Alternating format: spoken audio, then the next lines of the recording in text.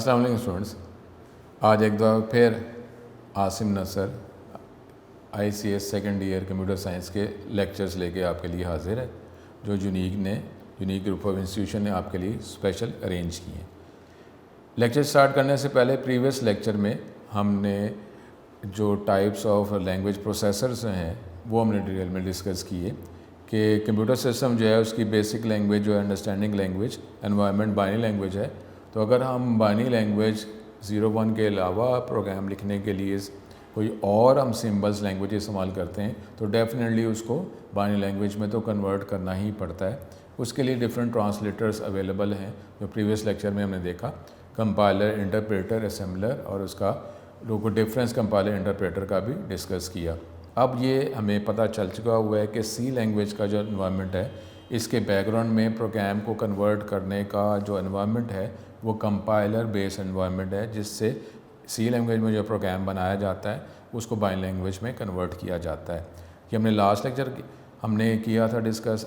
अब आज के लेक्चर में हम सी लैंग्वेज स्पेसिफ़िकली अब से ऑनवर्ड्स हमारा जो एनवायरनमेंट होगा, जो फर्स्ट टर्म में जितना हमारा सिलेबस है उसमें हम सी लैंग्वेज से रिलेटेड ही different theories, different topics, different statements जो हैं वो डिस्कस करेंगे, क्योंकि प्रीवियस नॉलेज हमें गेट हो गया है। अब सी लैंग्वेज की ही बात करनी है।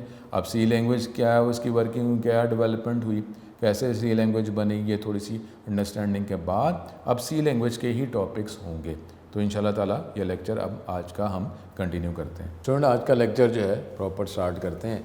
आपको यही बताया है कि इस टॉपिक से पहले हमने जो computer program, computer language, different categories, translators, high level language और लो लेवल लैंग्वेज को डिस्कस किया। अब हमें क्योंकि पता चल चुका हुआ है कि सी लैंग्वेज जो है वो हाई लेवल लैंग्वेज की कैटेगरी को बिलोंग करती है और इसके बैकग्राउंड में प्रोग्राम को कन्वर्ट करने का एनवायरनमेंट कंपाइलर बेस्ड एनवायरनमेंट है। तो आपसे आगे लेक्चर जो हैं वो सी लैंग्वेज से ही रिलेटेड चलेंगे।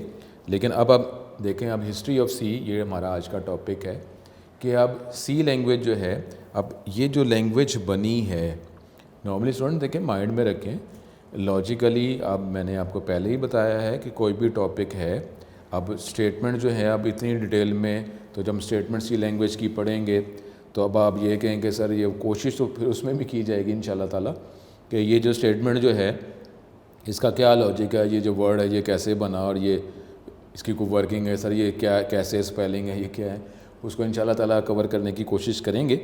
लेकिन फिर भी जिस तरह अगर आप जनरल लाइफ की बात करते हैं, जब हमारी कम्युनिकेशन कम होती है तो सिंबल्स कम हैं। जब स्टार्ट में इशारों से अगर बातचीत की जाती थी तो इशारों से बस बेसिक बात की जा रही थी, इसका मतलब है कम इशारे करने पड़ रहे हैं। लेकिन जब आप कहेंगे जो डिटेल हमने बातचीत करनी है तो फिर इशारे जो हैं उसको भी इन्हेंस किया गया।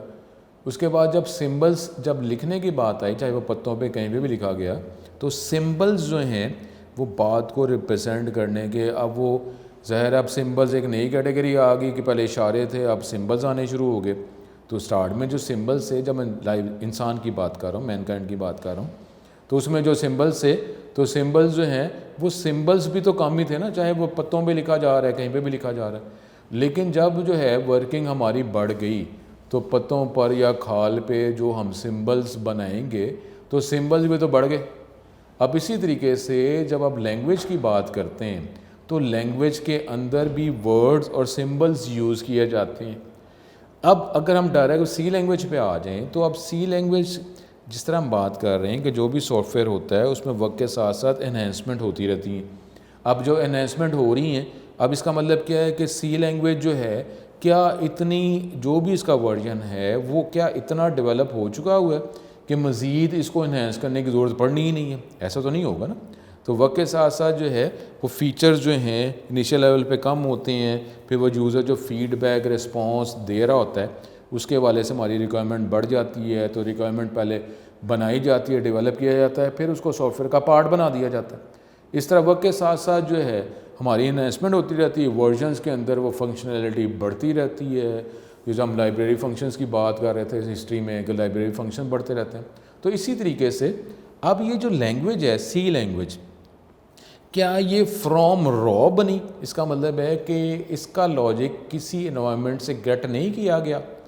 स्टार्ट में किसी ने बिल्कुल स्टार्ट से सी लैंग्वेज बनाई, उसके पास कुछ पीछे करेक्टर सेट का कोई पहले से कोई लाइब्रेरी, कोई सिंबल्स, कोई हेल्प मौजूद ही नहीं थी।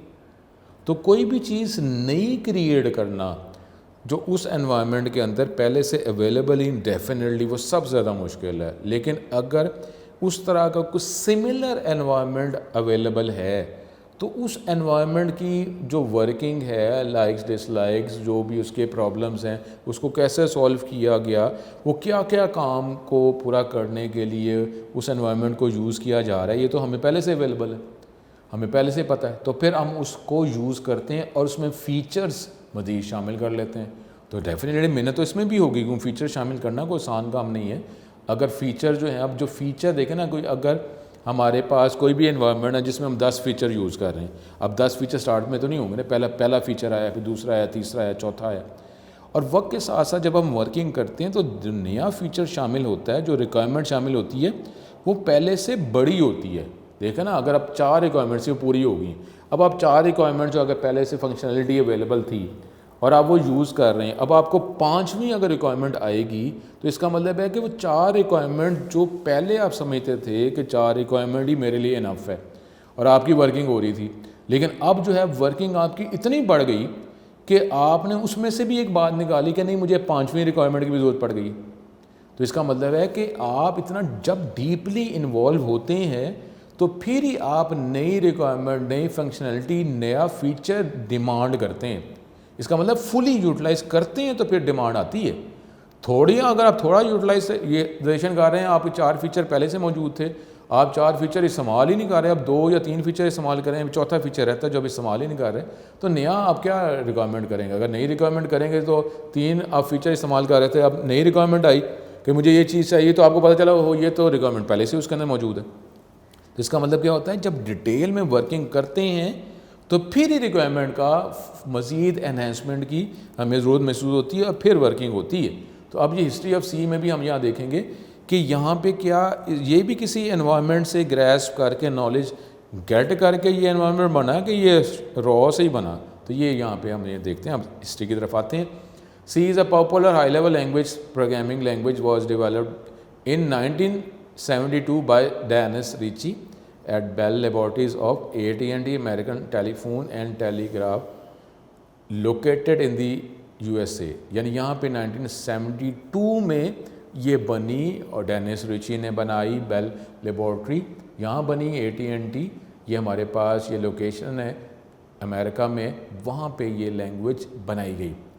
अब Dennis Ritchie is known as the founder of the C language. C language, अब देखें ये line, C language was derived from an earlier programming language called B.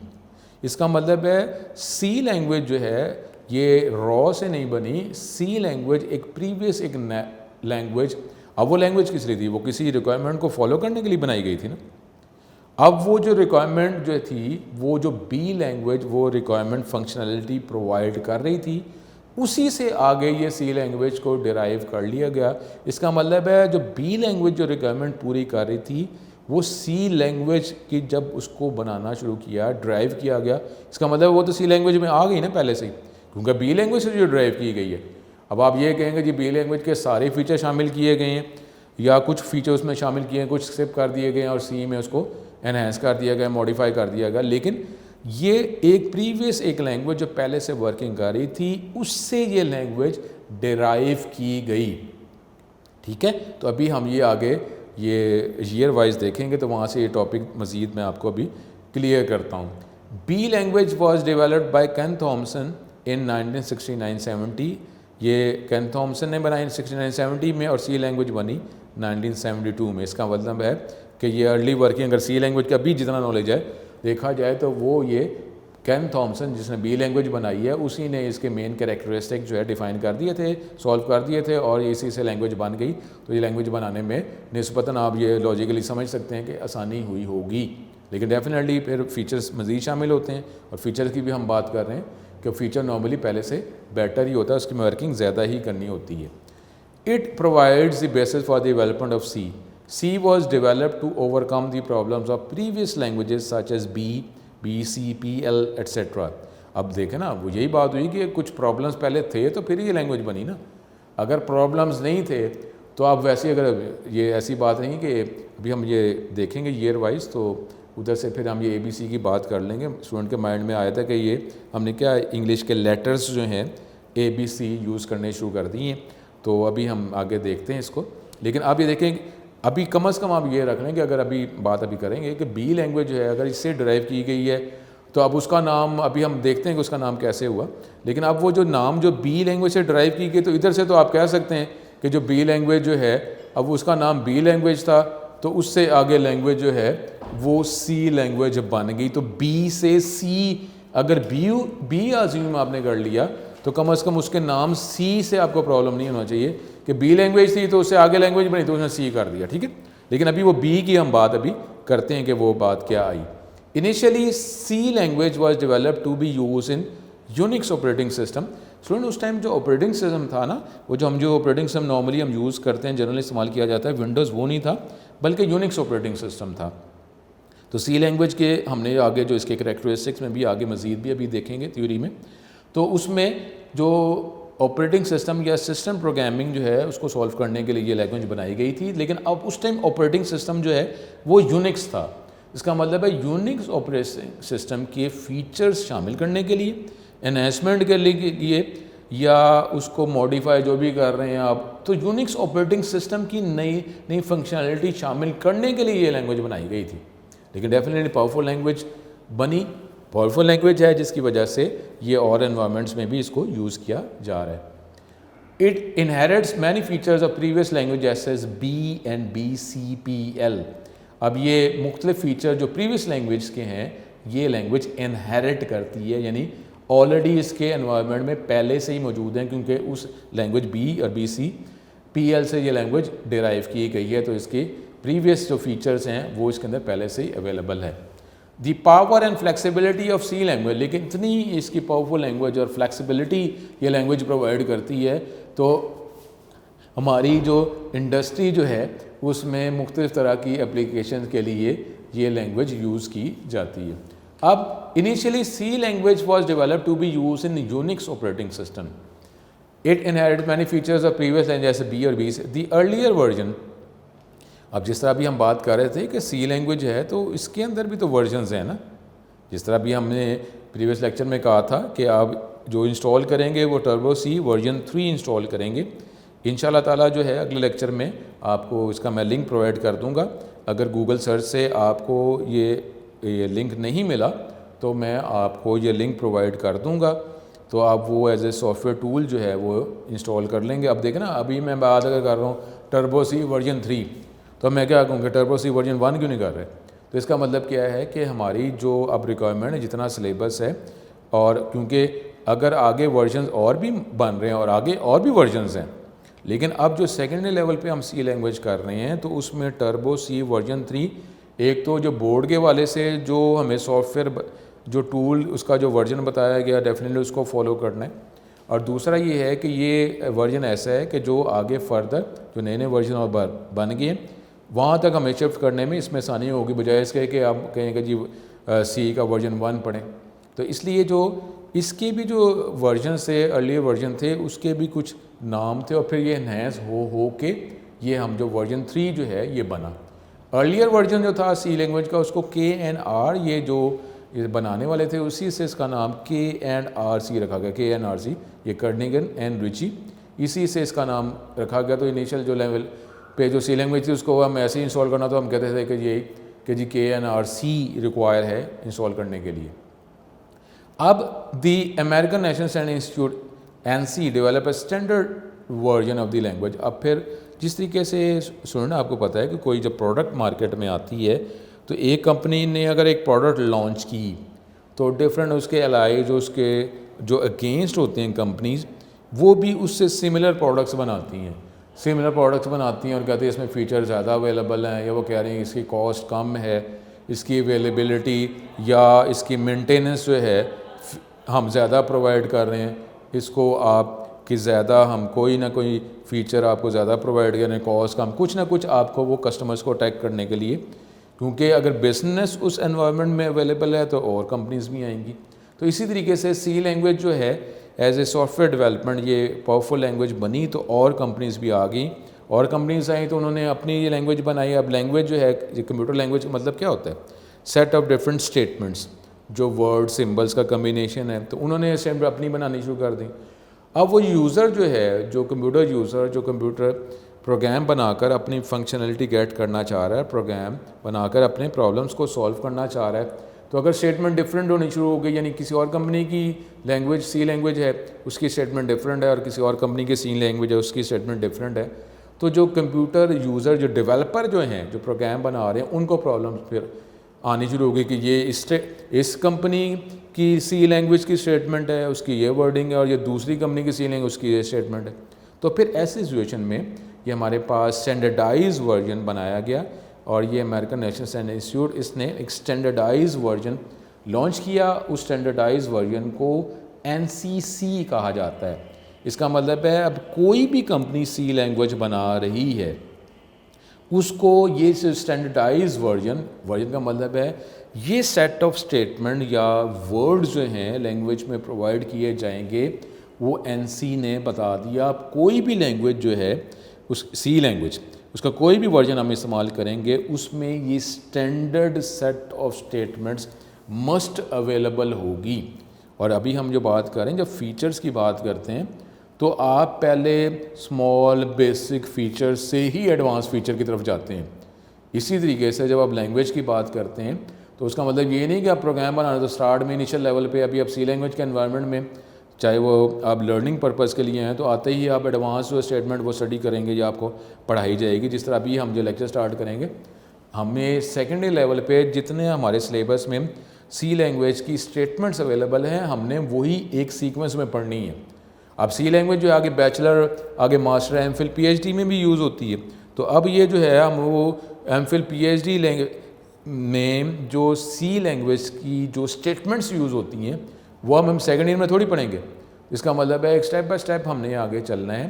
तो इसलिए अब जो बेसिक स्टेटमेंट्स हैं, कोई भी कंपनी, किसी भी कंपनी की सी लैंग्वेज जो आप इंस्टॉल करते हैं, उसमें ये स्टेटमेंट्स मस्ट अवेलेबल हैं, मस्ट उस कंपनी ने प्रोवाइड करनी है सॉफ्टवेयर डेवलपर्स के लिए। और अब अगर हम ये, इसका मतलब है अभी भी हम भी तो ये बेसिक स्टेटमेंट्स ही सी लैंग्वेज की पढ़ेंगे ना।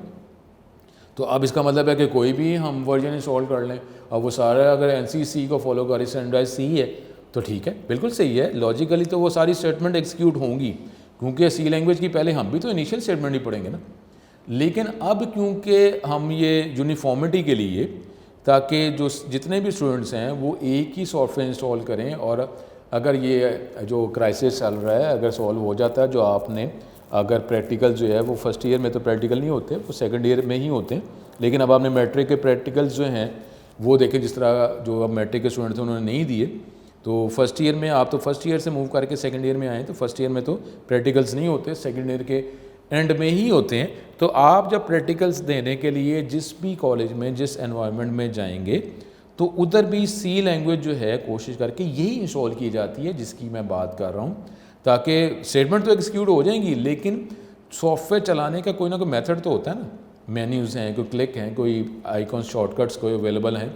तो अब आप कहेंगे जी ये मेरा शॉर्टकट इधर चल नहीं रहा क्योंकि आप कोई और वर्जन इस्तेमाल कर रहे थे, तो इसलिए यूनिफॉर्मिटी के लिए ये टर्बो सी वर्जन 3 जो है, ये सेकेंड ईयर लेवल पे इसी को रिकमेंड किया गया है एज ए बोर्ड भी, और दूसरा हम भी यूनिफॉर्मिटी के लिए यही इस्तेमाल करते हैं, और आपको भी यही कहा जा रहा है कि आप यही इंस्टॉल करें और इसी में आगे वर्किंग करेंगे। मैं नेक्स्ट लेक्चर में आपको इसका लिंक प्रोवाइड कर दूंगा। लेकिन अगर कोई और सी लैंग्वेज का वर्जन आप करते हैं, जो अगर कुछ सीनियर्स जो हैं या घर में अगर कोई मेंबर्स आपके अवेलेबल हैं, वो अगर यूज़ करें, तो आप जो सेकेंड ईयर लेवल पे सी लैंग्वेज जो हम पढ़ेंगे, वो सारी स्टेटमेंट उस एनवायरनमेंट में एक्सिक्यूट हो जाएंगी।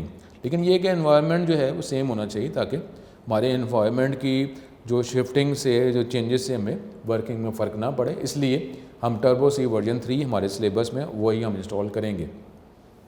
अब this new version provides many features that were not available in the older version. Definitely वो पुराने वर्जन में ये नहीं था, तो वो एनसीसी में स्टैंडर्डाइज कर दिया गया, अब ये अवेलेबल है। बाकी जो जो वर्जन है उसमें ये स्टेटमेंट तो अवेलेबल होंगी, लेकिन उसके आगे मज़ीद एनहेंसमेंट्स भी मौजूद हैं। अब ये हिस्ट्री ऑफ सी, अब यहाँ पे देखें कि ये एल्गोल एक लैंग्वेज, अब ये ईयर की हम बात कर रहे हैं 1960, डेवलप बाय इंटरनेशनल ग्रुप। अब ये देखें ना, थोड़ा सा अगर आप बात करें कि एल्गोल जो है ये यहाँ से अगर इसको एब्रीवेट सा करते हैं तो आप यहाँ से आपने ए अगर पिक कर लिया, एल्गोल ए, फिर BCPL बी लैंग्वेज, अब इधर से वर्ड ये बी आ गए, ये 67 में, ये 70 में। और अब ये देखें यहाँ पे, अब ये जो हम सी की जो बात कर रहे हैं एज ए हिस्ट्री, वो डेनिस रिची 1972। अब इधर से बात की जाए कि ये देखें ये ए, ये बी, अब इस तरीके से उन्होंने फर्दर फिर आगे ये यूज़ कर लिया, ए फिर बी और फिर आगे सी, क्योंकि इधर बी लैंग्वेज जो एक्सट्रैक्ट इसमें अल्कोहल से की जा रही है, इस तरीके से एक्सट्रैक्शंस चल रही हैं, तो इसी से फिर वो जो ABC ये बन गया। उसमें अगर आप ये बात करें कि जी वो इंग्लिश के लेटर्स जो हैं उसके हवाले से नहीं हो रहा कि जी ABC, तो अगर आप करते हैं और अगर स्टूडेंट देख लें वो C++ जो है, ज़ाहिर है वो मैं इसको तो यहाँ पे डिस्कस नहीं कर सकता इस डिग्री में, लेकिन ये है कि अगर देखा जाए C++, तो जब हम सी की कुछ स्टेटमेंट भी है वो जब हम पढ़ेंगे तो पता चलेगा प्लस जो है ये सी लैंग्वेज का कोई एक ऑपरेटर भी है, तो ये असल में ये सुपर सेट ही है। इसको सी लैंग्वेज की जो स्टेटमेंट कोई फीचर्स कोई इन्हेंस किया गया तो C++ नाम रख दिया गया। तो भी हम डी लैंग्वेज की बात वैसे कोई है नहीं कि बाप कहें सर ABC है तो फिर कोई डी भी होगा, तो वो अभी फ़िलहाल ऐसा नहीं है। लेकिन फिर भी ये थोड़ा सा बन गया कि जी ABC और यहाँ से सी लैंग्वेज हो गया। तो ये आपका आंसर कि सर जी नाम कैसे रखा सी लैंग्वेज, तो ये एक्सट्रैक्शन हो रही है बी से और BCPL और एल्कोहल से, इस तरीके से ये सी हो गया। अब ये KNRC जो भी हमने बात की है 1978 में करने के डेनिस रिची, फिर NCC 89 में NC कमेटी ने NCISO जो हमने फर्स्ट ईयर का टॉपिक जो है वो हमने डिफेक्टो डिजोर की बात की थी वो 1990 में, और फिर C 99 में। लेकिन अब जो है ये जो मुख्तलिफ वाले नाम है, लेकिन हम जो इंस्टॉल हमने करना होगा तो हम वही बात कर लेंगे कि जो मैं आपसे बात कर रहा हूँ टर्बो C वर्जन 3, ये इंशाल्लाह ताला मैं नेक्स्ट लेक्चर में आपको इसका लिंक प्रोवाइड कर दूंगा, क्योंकि अभी खैर थ्योरी का थोड़ा सा बिग टॉपिक है, लेकिन फिर इंशाल्लाह ताला मैं आपको नेक्स्ट लेक्चर में इसका लिंक प्रोवाइड कर दूंगा। वैसे तो काफ़ी स्टूडेंट ने गूगल सर्च से इसका इंस्टॉल कर लिया होगा, तो अब उसके अंदर जो है वो डेस्कटॉप पे एक शॉर्टकट बन जाता है, इससे इसको चलाया जा सकता है। लेकिन ये मैं आपको लिंक प्रोवाइड कर भी दूंगा, तो ऐसा कोई प्रॉब्लम नहीं है, मैं आपको बता दूंगा। अब ये हमारे पास ये था कि वो लिस्ट है जिसके ज़रिए हम ये बात कर रहे हैं, that shows different programming network develop before C language. अब जो है हमारे पास अब टुडे सी जो है ये most popular programming, it is preferred by many programmers for developing different types of application programs और सिस्टम प्रोग्रामिंग के लिए भी। These programs include word processing programs, spreadsheet programs, database management program, different types of आपकी game virtual games जो हैं उसके लिए ये सी लैंग्वेज जो है इसका एनवायरनमेंट यूज़ किया जाता है। It is also use to write programs for controlling different electronic devices. इसका मतलब है हार्डवेयर प्रोग्रामिंग करनी है उसके लिए भी सी लैंग्वेज जो है ये रिकमेंड की जाती है, कि जिसमें सी लैंग्वेज में भी आप different electronic devices, electronic device क्या है, हार्डवेयर है, तो हार्डवेयर के लिए हमें उसका सॉफ्टवेयर तो चाहिए ना, तो इसके लिए फिर ये सी लैंग्वेज इस्तेमाल की जाती है। अब C has also influence the development of different languages. अब क्योंकि यही देखें ना यहाँ पे प्रोसेस रुका नहीं है कि जी सी लैंग्वेज बन गई तो अब आगे फर्दर जो है हमें रिक्वायरमेंट हमारी ख़त्म होगी, फीचर्स ख़त्म हो गए, एनहेंसमेंट ख़त्म होगी, ऐसा नहीं है। तो सी लैंग्वेज जो है ये मज़ीद आगे लैंग्वेजेस की डेवलपमेंट में अब सी लैंग्वेज की वर्किंग होनी शुरू होगी। अब C has also influence the development of different language. जैसे ये डिफरेंट है नाम, कुछ नाम आपने डेफिनेटली, ये सारे नाम तो आपने नहीं सुने होंगे, तो कुछ नाम आपने सुने हुए, तो ये नाम डिफरेंट जो सी लैंग्वेज जो है ये इसका एनवायरनमेंट जो है मज़ीद आगे लैंग्वेजेस के बनने में ये एनवायरनमेंट यूज़ किया गया। AMPL और ये देखें C++ ये आगे ये भी है, सी ये नंबर साइन है, C शार्प की बात हो रही है, ऑब्जेक्टिव सी, बिट सी, डी लैंग्वेज देखें आगे लैंग्वेज, ठीक है। तो अब ये गो, जावा की अब बात करते हैं, Java, JavaScript, Julia, Limbo, LPC, Perl, PHP, Pike processing, ये पाइथन। अब पाइथन की आप बात करें, पाइथन का नाम आप सुन रहे होते हैं, और ये जो है तो ये जो है ये पाइथन जो है अब आपके ये बैचलर एनवायरनमेंट में ये लैंग्वेज जो है पाइथन यूज़ की जाती है, वो भी इसी सी लैंग्वेज के एनवायरनमेंट को ही यूटिलाइज़ करके यूज़ की जा रही है, जिसमें आपकी वर्किंग जो उसके फीचर्स हैं ना, उसका ज़रा वर्किंग जो है थोड़ी उसकी कम कर दी गई, यानी उसमें डेवलपमेंट जो है वो उसका एनवायरनमेंट जो है उसमें ज़रा ईजीनेस आ गई। अब है क्योंकि अभी हमें सी लैंग्वेज का अंदाज़ा नहीं है तो इसलिए हम बात नहीं कर सके, लेकिन मतलब है पाइथन जो है उसमें डेवलपमेंट जो है डेवलप करने जो है वो निस्बतन आसान है, लेकिन फिर भी सी लैंग्वेज की जो एफिशिएंसी जो है, जो उसकी रिक्वायरमेंट है वो वहीं की वहीं है, वो ख़त्म नहीं हुई। सी लैंग्वेज, ठीक है, सी की मैं बात कर रहा हूँ मैं, यानी इसका मतलब मैं C plus plus Java Python की बात नहीं, मैं सी लैंग्वेज की बात कर रहा हूँ कि उसकी वर्किंग जो है वैसे ही है, और वर्किंग वो ये इसकी रिक्वायरमेंट जो है या इसके जो बेनिफिट्स जो हैं वो सेल वहीं के वहीं हैं। अब ये कुछ टॉपिक जो है ये हम स्टार्ट करते हैं। ये टॉपिक इस लेक्चर में अगर कंप्लीट अगर नहीं होता तो नेक्स्ट लेक्चर में इसको कंटिन्यू किया जाएगा। अब देखें, पहले हमने एडवांटेजेस या characteristics of high level discuss किया। अभी आपको मैंने कहा है प्रीवियस लेक्चर से कि अब हम सी लैंग्वेज की ही बात करेंगे। तो अब यहाँ पे देखें, अगर एडवांटेजेस करैक्टरिस्टिक्स की बात कर रहे हैं तो वो भी अब हाई लेवल लैंग्वेज नहीं है, बल्कि अब हम ये सी लैंग्वेज की बात कर रहे हैं कि सी लैंग्वेज जो है इसके क्या एडवांटेजेस करैक्टरिस्टिक्स हैं as compared with other languages. अब हर लैंग्वेज को तो नहीं, हम जनरल ही इसको डिस्कस करेंगे। ये तो नहीं होगा कि हर लैंग्वेज, जिस तरह अभी हमने लैंग्वेजेस के नाम लिए हैं तो उसके साथ इसको कंपेयर करना शुरू कर दें, लेकिन ये है कि कोई भी जो हम प्रोडक्ट लेते हैं तो उसके हमारे को फीचर्स होते हैं, फीचर्स को ज़हन में रख कर हम प्रोडक्ट जो है परचेज़ करते हैं। इसी तरीके से जो सी लैंग्वेज हम यूज़ कर रहे हैं तो सी लैंग्वेज को यूज़ करने की भी तो कोई रिक्वायरमेंट होगी ना। तो अब वो जो हमारी रिक्वायरमेंट हैं, जो हम उसके एडवांटेजेस करैक्टरिस्टिक्स मैच करेंगे तो फिर हम डेवलपमेंट के लिए वो लैंग्वेज इस्तेमाल कर लेंगे।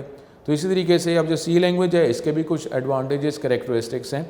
अगर आपकी सॉफ्टवेयर डेवलपमेंट की रिक्वायरमेंट इस सी लैंग्वेज के एडवांटेजेस करैक्टरिस्टिक के साथ मैच कर रही है तो फिर आप सी लैंग्वेज यूज़ कर लें डेवलपमेंट के लिए। तो अगर जो है कुछ आपके मेजर करैक्टरिस्टिक्स में सॉल्व हो रहे हैं तो ठीक है, आप मेजर करैक्टरिस्टिक इस सी लैंग्वेज के एनवायरनमेंट से आप इसको फुलफ़िल कर लें, गेट कर लें। और अगर आपको कोई मज़ीद रिक्वायरमेंट चाहिए तो वो आप इसमें फिर ज़्यादा डेवलप कर लेंगे। तो इस तरीके से ये मैचिंग, रिक्वायरमेंट और करैक्टरिस्टिक की मैचिंग जो होती है तो फिर हम वो एनवायरनमेंट यूज़ करते हैं। अब इसके कुछ एडवांटेजेस करैक्टरिस्टिक्स क्या है? General purpose. जनरल पर्पस का मतलब है कि ये स्पेसिफिकली, जिस तरह हमने पहले हाई लेवल लैंग्वेजेस की बात की थी और उसमें हमने उसके लिखा था कि हर जो लैंग्वेज है वो कोई ना कोई फंक्शनैलिटी को ज़हन में रख के ही बनाई गई है। तो अब जो है मैंने आपको कहा था कि वो जो मेन फंक्शनैलिटी है उसके लिए तो अप्रोप्रिएट वही लैंग्वेज है कि उसके अंदर उस टॉपिक से रिलेटेड फीचर्स ज़्यादा अवेलेबल हैं। लेकिन जब हम बड़ी लैंग्वेजेस की बातें करते हैं तो उसका मतलब ये नहीं था कि कोई और जो फंक्शनैलिटी है उस लैंग्वेज में अवेलेबल ही नहीं है। लेकिन अब अगर आप स्पेसिफिकली जो उसकी जो फंक्शनैलिटी है, जो जिसके लिए वो मकसद है, जिसके लिए लैंग्वेज बनाई गई है, तो फिर तो हमें वही लैंग्वेज यूज़ करनी चाहिए। लेकिन अब सी जो है ये इतनी पावरफुल लैंग्वेज है कि हम मुख्तलिफ़ एनवायरनमेंट्स की जो हमारी रिक्वायरमेंट है उसके लिए हम सी लैंग्वेज के एनवायरनमेंट को प्रोग्राम डेवलप करने के लिए इस्तेमाल कर सकते हैं। तो सी लैंग्वेज को इस तरह जनरल पर्पस प्रोग्रामिंग लैंग्वेज कहा जाता है। This means C language can be use to write a variety of application. It is often refer to as a system programming language. इसको सिस्टम प्रोग्रामिंग लैंग्वेज भी कहा जाता है, जिस तरह हमने बात की थी कि अब इससे प्रीवियस हमने अभी लेक्चर में हमें देखा है कि जी वर्ड प्रोसेसिंग, स्प्रेडशीट, गेम्स के लिए भी। लेकिन यहाँ पे सिस्टम प्रोग्रामिंग यानी आप अगर ऑपरेटिंग सिस्टम या device driver, utility programme, hardware programming करना चाह रहे हैं, डिवाइसेस को कंट्रोल करना चाह रहे हैं, तो उसके लिए ये लैंग्वेज भी रिकमेंडेड है। उसके बाद जो है मिडल लेवल। अब हमने बात की कि सी लैंग्वेज जनरल बात यही की जाती है कि ये हाई लेवल लैंग्वेज को बिलोंग करती है। लेकिन अब ये क्योंकि देखें ना, अब देखें यहाँ पे सिस्टम प्रोग्रामिंग का वर्ड आ गया। अब सिस्टम प्रोग्रामिंग और हमने कंपाइलर का टॉपिक भी पढ़ा कि जब सोर्स कोड को ऑब्जेक्ट कोड में कन्वर्ट किया जाता है तो मे बी ये फाइनल मशीन कोड नहीं होता, लेकिन एक इंटरमीडिएट कोड होता है। जब इंटरमीडिएट कोड है इसका मतलब बस थोड़ी सी कन्वर्जन करनी है और एग्जीक्यूटेबल कोड में कन्वर्ट होके इसको एग्जीक्यूट कर दिया जाएगा। तो इसलिए एज ए होल तो हम बात ये कहेंगे, MCQs में भी आता है तो नॉर्मली ये सी लैंग्वेज में यही आएगा कि ये हाई लेवल लैंग्वेज की कैटेगरी को ही बिलोंग करती है। लेकिन अगर आप उसको आगे मज़ीद करते हैं तो ये फिर मिडल को भी इसको कहा जा सकता है कि ये मिडल लेवल है। MCQ में आप इसको हाई लेवल ही करेंगे, लेकिन अब इसमें क्योंकि सिस्टम प्रोग्रामिंग आ रहा है तो ये कन्वर्जन भी कर रही है, ये बाइनरी सिस्टम की तरफ चल भी रही है, तो इसलिए इसको मिडल लेवल कह दिया जाता है, which means it combines the features of high level language with the functionality of N assembly language. ये बहुत टेक्निकल लाइन कि इसके अंदर जो है हाई लेवल लैंग्वेज के फीचर और जो असेंबली लैंग्वेज की जो फंक्शनैलिटी फीचर्स जो प्रोवाइड किए जा सकते हैं उसको इसमें कंबाइन किया जा सकता है। सी लैंग्वेज के अंदर डेफिनेटली असेंबली लैंग्वेज एक और एनवायरनमेंट, आपको पता है लो लेवल लैंग्वेज की कैटेगरी को ये लैंग्वेज बिलोंग करती है, लेकिन सी लैंग्वेज के अंदर भी as it is assembly language का कोड लिखा जा सकता है। तो अब उसका मतलब है कि इसी एनवायरनमेंट के अंदर ही ये किया जा। अब most of the problems that can be solve using assembly language can also solve in C language. इसका मतलब क्या हुआ कि जो असेंबली लैंग्वेज टेक्निकली तो is more powerful than C language, लेकिन फिर भी अब उसके आप जो है कि ज़्यादातर जो प्रॉब्लम जो आपको असेंबली लैंग्वेज को यूज़ करके आप सॉल्व कर सकते हैं उसको आप नॉर्मली सी लैंग्वेज में भी इस एनवायरनमेंट में भी सॉल्व कर सकते हैं। अब वेल स्ट्रक्चर्ड लैंग्वेज और मॉड्यूलैरिटी, मॉड्यूल, इसका मतलब क्या हुआ कि ये एक स्ट्रक्चर प्रोग्रामिंग लैंग्वेज है। स्ट्रक्चर कहते हैं ढांचे को। अब ढांचे की जब आप बात करते हैं तो इनिशियल आप स्मॉल लेवल से उसके फीचर्स बढ़ा के आप एक प्रॉपर एक स्टाइल में जो प्रोग्राम पहले ये करेंगे उसके बाद ये करेंगे, तो ये वेल स्ट्रक्चर लैंग्वेज है, एक पूरा एक स्ट्रक्चर है। अभी हम जब इसी चैप्टर के अंदर ये चीज़ें डिस्कस करेंगे कि ये मेन स्ट्रक्चर, जिस तरह आप लेटर लिखते हैं तो जो एप्लीकेशन लेटर लिखते हैं इंग्लिश में उसका भी तो हमारा कोई जनरल एक स्ट्रक्चर होता है ना, तो इसी तरीके से सी लैंग्वेज जो है इसका भी एक वेल स्ट्रक्चर्ड ये एनवायरनमेंट प्रोवाइड करता है। मॉड्यूलैरिटी है, मॉड्यूल हैं, पोर्शंस हैं, हर जो भी स्टेटमेंट है उसी स्पेसिफिक आप एरिया में मॉड्यूल में ही लिखेंगे।